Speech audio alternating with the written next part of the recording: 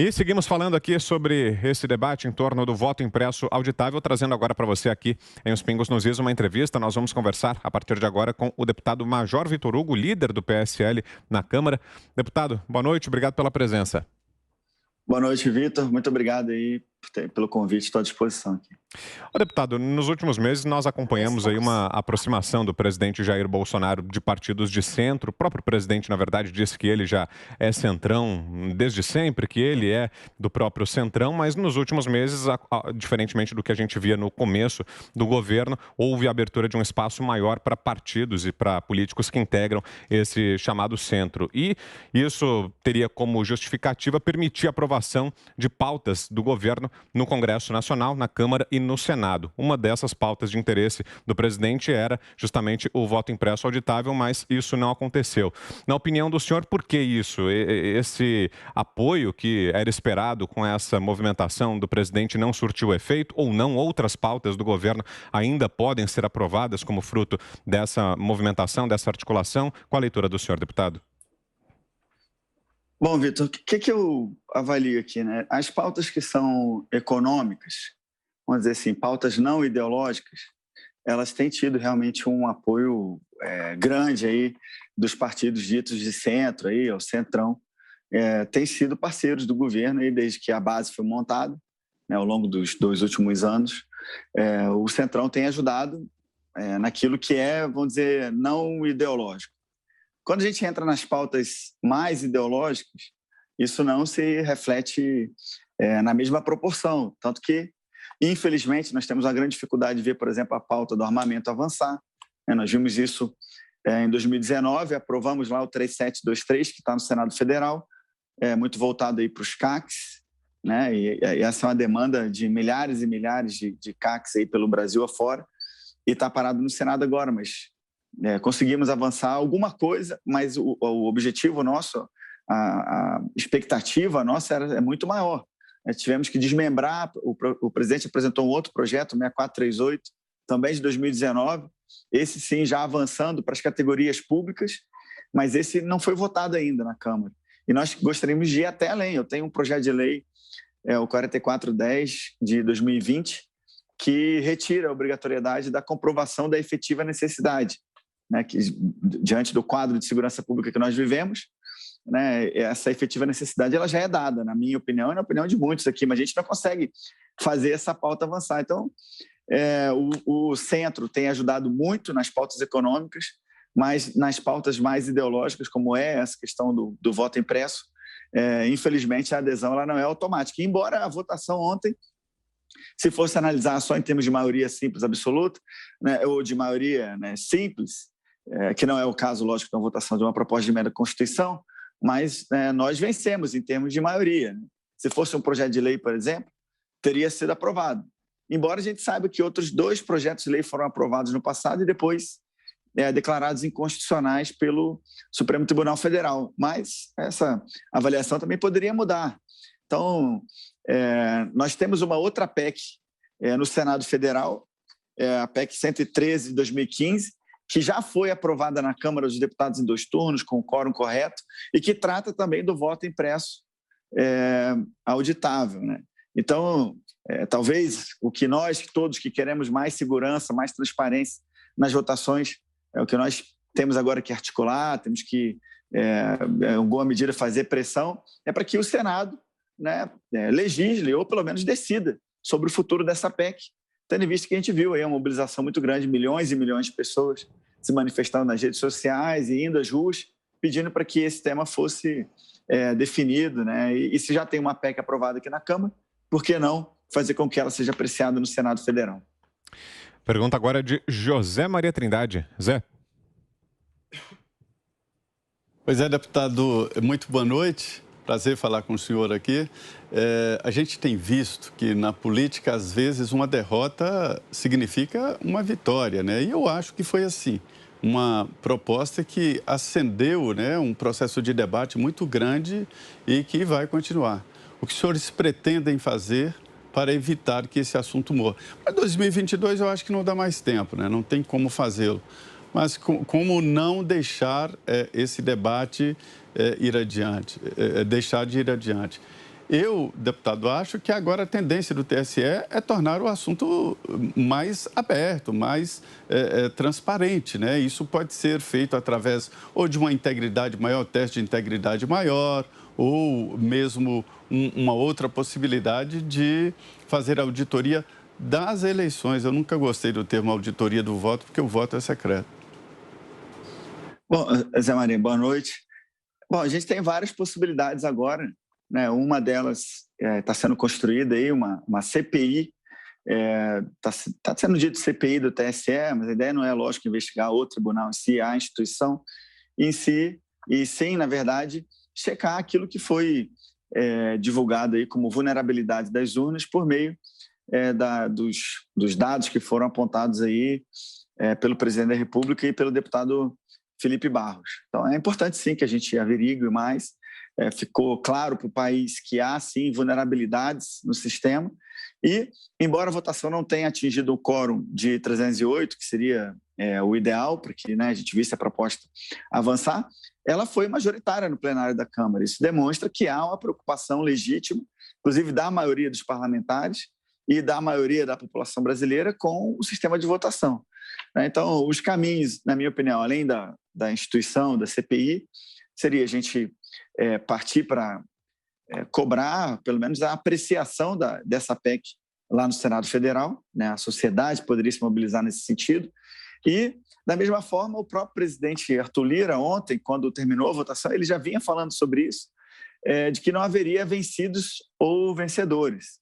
A intenção é que, se há na sociedade brasileira dúvidas em torno do processo eleitoral, e efetivamente há, como a gente percebeu, não só pela votação na Câmara, mas também pelas manifestações diversas, movimentos de rua e também as manifestações nas redes sociais, existe um gap de confiança que precisa ser superado para que os eleitos sejam legitimados a tocarem as pautas mais importantes do país aqui no Congresso Nacional. E também, lógico, né, as eleições majoritárias e tal, tudo aquilo que envolve votação por urna eletrônica. Então, eu acho que os caminhos são esses. O Lira falou isso e se comprometeu, inclusive, a buscar um diálogo com o TSE para argumentar isso, para aumentar o número, por exemplo, de urnas que são auditadas no dia da eleição. Me parece, se eu não estiver muito enganado, que são 100 de 450 mil urnas. Então, se nós aumentássemos esse número, já seria uma resposta. E poderíamos aumentar também o número de fiscais, tornar mais plural, envolver outras instituições, entidades, cidadãos. Tudo isso seria uma resposta do TSE a um gap de confiança que é real. E a democracia, ela se fundamenta na confiança, né? E se existe esse gap, independente da votação ter sido vitoriosa nesse sentido, para nós que queríamos o voto impresso auditável na Constituição, ficou claro pela maioria que foi formada que efetivamente existe. Uma forma de superar seriam essas medidas administrativas que, na minha visão, já contam com o apoio do presidente Arthur Lira. Pergunta agora, deputado, é de Guilherme Fiuza. Você, Fiuza. Boa noite, deputado. Pois é, o problema, né, deputado, é que se urnas forem emprenhadas de fraude, como nós vimos que possivelmente aconteceu na eleição de 2018, como mostra o relatório da Polícia Federal, com respostas e confirmações do próprio TSE, sistema invadido, códigos quebrados, invasor passeando meses dentro do sistema e plantando o que ele bem quisesse ali. Isto apareceu, mas poderia não ter aparecido.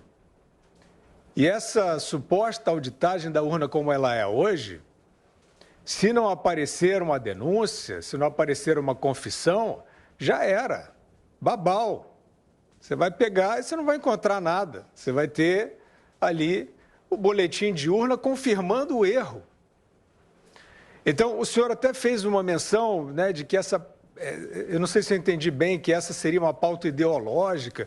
Eu não sei se eu compreendi, mas eu custo a identificar o que há de ideologia aí. Eu tô identificando uma falha, uma vulnerabilidade óbvia no sistema, manifesta, constatada, o povo entendeu e foi para a rua, não porque ele é bolsonarista, mas porque ele quer eleição segura. E isso não foi debatido na votação dessa matéria. Esse foi um show de falsidade, o senhor sabe disso, foi um show de falsidade. Ficaram fingindo lá que ia voltar para a cédula, né? Ficaram fingindo que era um terraplanismo. Então, eu pergunto ao senhor, como político, deputado, como é que o senhor vê, se não houver o aprimoramento, como é que o senhor vê a possibilidade da população confiar no seu voto, sabendo que no sistema atual não vai ter para onde correr, não tem auditagem possível, não adianta lá o representante do PSDB ficar dizendo que vai ter a OAB, a universidade e tal, as Forças Armadas, não adianta. Se o software é batizado e troca o voto, isso aí, no máximo, você consegue impugnar ali se o eleitor denunciar na hora e se tiver gente suficiente para impugnar, senão nem isso. Como o senhor está vendo, deputado Vitor Hugo, qual é o nível de inquietação que o senhor tem? Porque a população acha que a democracia está em risco com a manutenção desse sistema e, principalmente, com a manutenção desse sistema com forças quase no desespero, procurando barrar a aprovação dessa matéria. Guilherme, bom, primeiro dizer assim, eu concordo com você, essa pauta ela não deveria ter sido tornada ideológica. Né? Talvez tenha sido até uma estratégia de quem era contrário tornar isso um fla-flu, né? Tornar isso uma divisão como se fosse de esquerda e direita, quando, na verdade, a gente já viu isso sendo aprovado em outros momentos, quase que unânimes aqui. Né? Já viu aprovar 2 projetos de lei, já viu aprovar uma PEC nesse mesmo sentido. Eu concordo contigo que não deveria ser uma pauta ideológica, mas, infelizmente, o outro lado, o lado que não queria, acabou fazendo com que a direita mais clara que quisesse o voto impresso auditável e a esquerda, a oposição, talvez para infligir, ou achando que iria infligir uma derrota para o governo, né, se mobilizou do lado contrário. E muitas pessoas que no passado defenderam o voto impresso votaram agora contrário com a intenção de, não vou dizer derrotar o governo, mas de passar uma mensagem para o governo de que não tem uma base consolidada nas pautas que não são econômicas.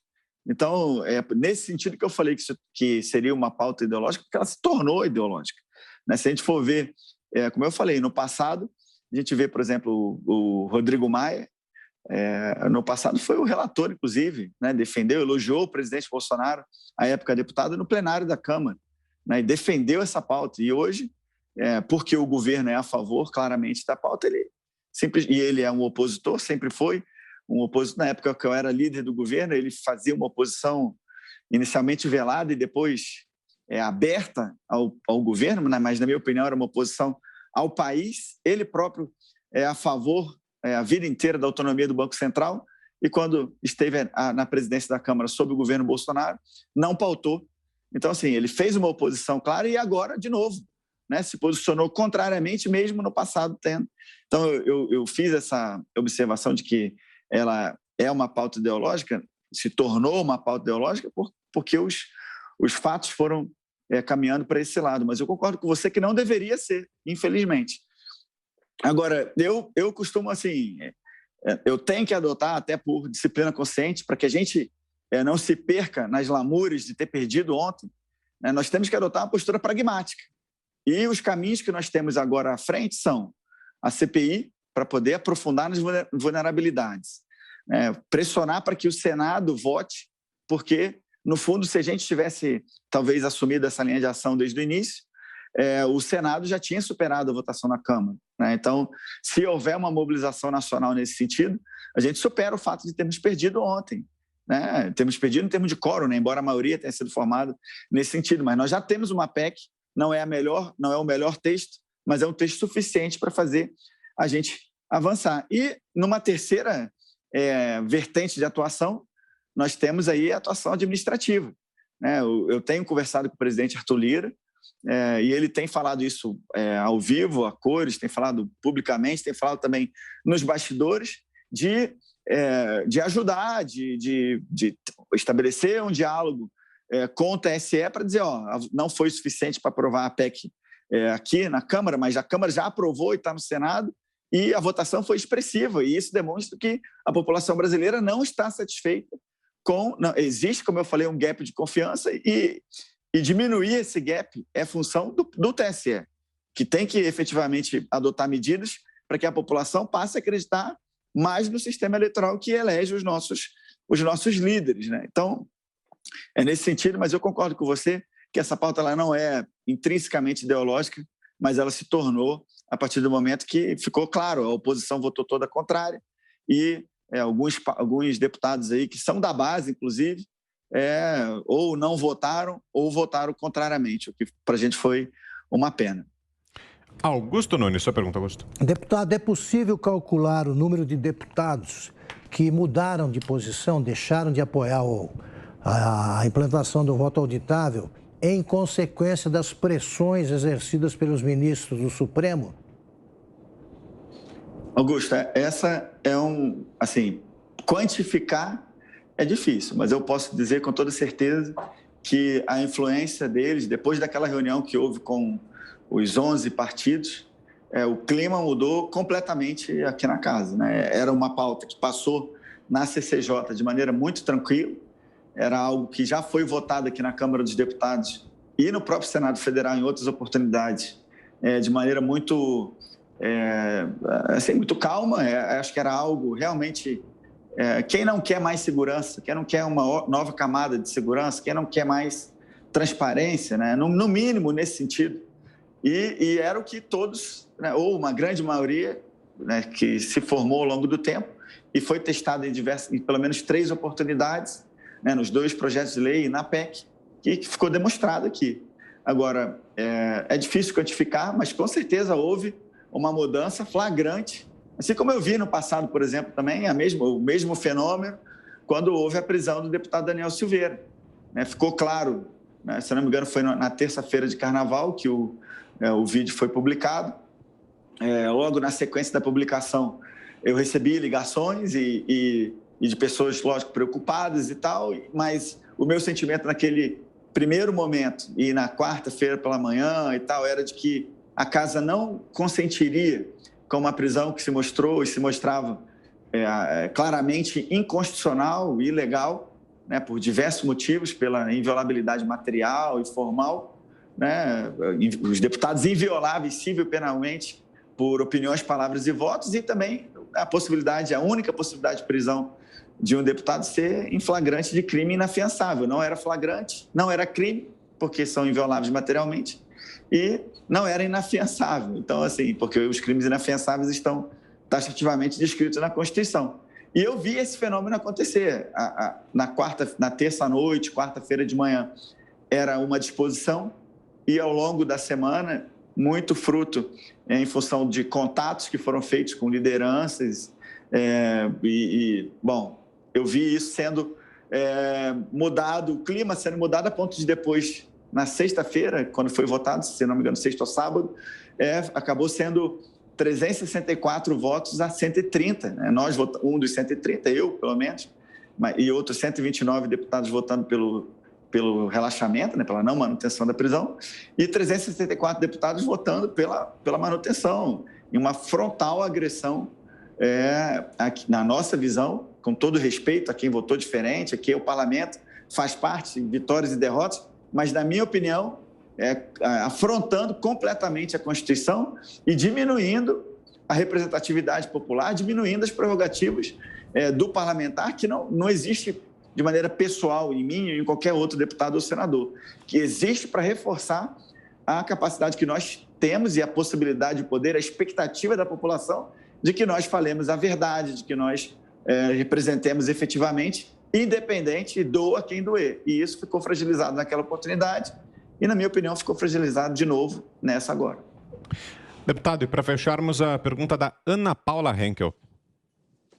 Boa noite, deputado. O senhor menciona aí, né, o TSE, uma possível boa vontade do TSE, e eu acho praticamente impossível isso. Essa semana nós entrevistamos aqui o engenheiro do ITA, o senhor Carlos Rocha, que assinou uma carta aí junto com a associação Grita, né? O senhor já deve ter lido, né, esse relatório todo deles dizendo que as urnas não são seguras, as urnas eletrônicas não são seguras, mas ele também nos relatou essa semana que, apesar do Executivo e membros do Legislativo estarem muito abertos para esse debate honesto, o TSE mostra-se aí completamente fechado e não quer debater e não quer ouvir exatamente os técnicos, né? Até para sair dessa esfera ideológica que hoje, infelizmente, o debate acabou se tornando, o que também, eu concordo com o Fiuza, não é uma pauta legítima do povo e que técnicos deveriam ser ouvidos, e ele aqui nos reportou que o TSE está completamente fechado, não quer ouvir os técnicos. Diante disso também, essa nova proposta, aliás, não é nova, mas que agora pode ir para o Senado, que também toca no voto auditável. Qual é a camada aí de segurança dessa proposta? Qual é o ponto de auditoria dessa proposta que ainda dá um respiro, né, para quem quer aí eleições, a lisura das eleições em 2022? Bom, a proposta, Ana, que está no Senado Federal, que já foi aprovada na Câmara, ela é muito menos ambiciosa do que o texto que foi construído pelo Felipe Barros e o texto que nós gostaríamos, que o país gostaria, ou a maioria do país, e até a maioria da Câmara, não chegou até os 308 votos, mas a Câmara, majoritariamente, demonstrou que quer o voto auditável, né? Talvez se nós tivéssemos feito por projeto de lei novamente, ele estaria aprovado agora, e a gente não sabe quais seriam as novas circunstâncias que poderiam levar o Supremo Tribunal Federal a invalidar ou não a lei novamente, né? Fazer uma terceira vez. E a opção pela proposta de emenda à Constituição foi para, no mínimo, demonstrar, caso tivesse sido aprovado, ou caso venha a ser aprovado que está no Senado, que existe uma disposição clara no Parlamento, e o que reflete o que a população pensa, de colocar o voto impresso auditável. Mas a proposta em si, essa PEC 113 de 2015, ela é muito menos ambiciosa, e ela só trata efetivamente da impressão do registro e depositado de forma automática e sem contato, né, no local previamente lacrado. É basicamente isso que se fala. E fala da garantia do sigilo total e tal. Não tem grandes elucubrações, são 3, na verdade, dispositivos numa PEC que trata de outros assuntos também. Então, deveria ser fatiada, né, para que a gente para que o Senado pudesse apreciar somente essa matéria. Agora, o que eu posso dizer é o seguinte: a gente não pode desistir dessa. Ontem foi uma decisão que o plenário da Câmara tomou. Eu digo de maneira muito clara assim, infelizmente, mas nós temos que continuar lutando. A luta agora nós tentarmos avançar com essa PEC que está no Senado, prosseguirmos com a CPI, essa CPI dita do TSE, para aprofundar e deixar isso ainda mais claro, né, as vulnerabilidades que o sistema tem, que os sistemas têm, e também, sim, aí agora, lógico, num grau de ambição muito menor, interagir com um TSE que, como você muito bem falou, não demonstra tanta disposição de interagir, de se mostrar aberto para as críticas. Mas acho que esse é o papel, esse é o compromisso que o presidente Arthur Lira assumiu, mesmo antes de saber qual era o resultado dessa votação. Então, ele assumiu perante todos os líderes em diversas reuniões, e depois assumiu isso no plenário ontem, quando terminou a votação, né, a ideia de ir até o TSE, da Câmara dos Deputados, através de seu presidente, ir até o TSE e dizer, a maioria da Câmara dos Deputados entendeu que há, sim, ações a serem feitas, embora não tenha atingido o quórum de 308 deputados, que seria necessário para uma PEC, mas a maioria da Câmara entende que há vulnerabilidades, que há, sim, a necessidade de um voto impresso auditável, e o TSE, se quiser ser uma instituição identificada com os anseios da população, deveria se, vamos dizer assim, democratizar muito mais e se aproximar da população nesse sentido. E essa medida que eu falei de de aumentar o número de urnas a serem auditadas, né, de maneira voluntária por parte do próprio TSE, pode se somar a muitas outras medidas. É o suficiente? Não. É o ideal? Não é. Mas nós não podemos simplesmente parar. Houve uma decisão ontem da Câmara, que, embora tenha sido, na minha opinião, muito ruim, mas ela foi tomada e ela precisa ser respeitada. Agora nós temos que ir buscar outras alternativas para fazer valer o que, na nossa percepção, é o que a maioria da população brasileira quer. Nós temos que ser estrategistas, mais inteligentes do que os demais e mais articulados, né? Então, esse é o desafio da maioria da população brasileira e dos seus representantes, tanto no Executivo e no Legislativo, e também posso dizer, tem vários membros do Judiciário, servidores, inclusive, e membros, né, juízes, que também pensam como nós. Simplesmente, nós temos que nos organizar para fazer com que esse anseio da maioria da população brasileira se reflita em ações e que a gente tenha eleições mais seguras no ano que vem. Muito bem, esse é o deputado Vitor Hugo, líder do PSL na Câmara. Obrigado pela entrevista mais uma vez, deputado, e uma boa noite. Valeu, Vitor. Obrigado, um abraço a todos aí e até uma próxima oportunidade.